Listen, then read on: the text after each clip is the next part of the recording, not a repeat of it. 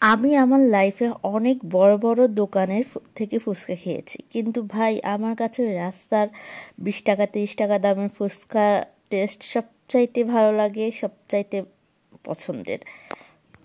আপনাদের কার কেমন লাগে অবশ্যই কিন্তু জানাবেন।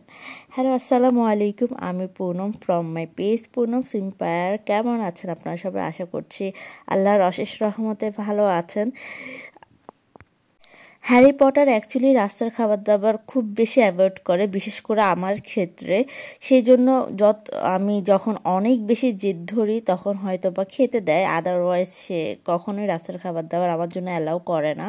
তো সেই দিন আমার ফুচকা খাওয়ার খুব ইচ্ছা করছিল, সেই জন্য চলে গেলাম পানীয়তে, কারণ ওইখানে ফুচকা, পাকোড়া, চা সব কিছু একসাথে পাওয়া যায়। আচ্ছা, পানীয়র লোকেশনটা হলো উত্তরা আজমপুর থেকে সোজা সাঙ্গামের দিকে যেতে হাতের ডান পাশেই পানীয়র অবস্থান।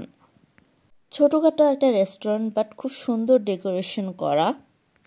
বাইরে বসারও অনেক সুন্দর স্পেস আছে, আপনি চাইলে বাইরে বসেও খুব সুন্দরভাবে আপনার ফুডগুলো এনজয় করতে পারবেন।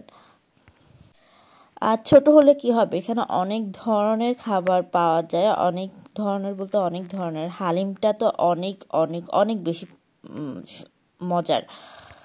তারপর এমন ওপেন একটা ফুচকা কাউন্টার আছে, যেখানে আপনি দেখতেই পারবেন যে আপনার জন্য ফুচকা বা চটপটি মেক হচ্ছে। তার সাথে তাদের অনেক ধরনের জুস আইটেম তো থাকছেই। আচ্ছা, এটা বনেদি বাজারেরই আরেকটা ব্রাঞ্চ, উপরে বনেদি রেস্টুরেন্ট আর নিচে পানীয়। আর হ্যাঁ, যারা আমার মতো কলিজা সিঙ্গারা দেন চিকেন সমুচা পছন্দ করেন তারাও কিন্তু চলে আসতে পারেন। এই যে বকবক করতে করতে আমার ফুচকা চলে এসেছে। কিন্তু ভাই, যত যাই বলেন না কেন, ফুচকার টেস্ট, আসল টেস্ট পাওয়া যায় সেই রাস্তার ভ্যানে বসা ফুচকাওয়ালার কাছ থেকেই। ওই ফুচকাওয়ালা মামার ফুচকাটাই অন্যরকম টেস্ট, তাই না? এই যে ফুচকা খাচ্ছিলাম, কিন্তু ওই টেস্টটা তো আর পাচ্ছিলাম না। এখন কি আর করার, এইটাই হলো, খেয়ে নিলাম।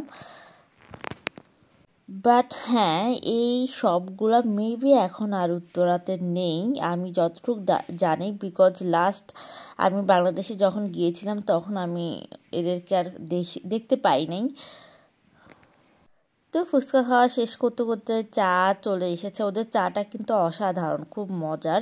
বাট সবসময় অ্যাকচুয়ালি মজা হয় না, কারণ লাস্ট যেবার হলো চা খেতে গিয়েছিলাম, চাটা খুবই পচা ছিল, কেন জানি ভালোই লাগেনি। এই তো আমরা ফুচকা খেয়ে শেষ করে ফেললাম। আজকে এই পর্যন্তই, সবাই ভালো থাকবেন।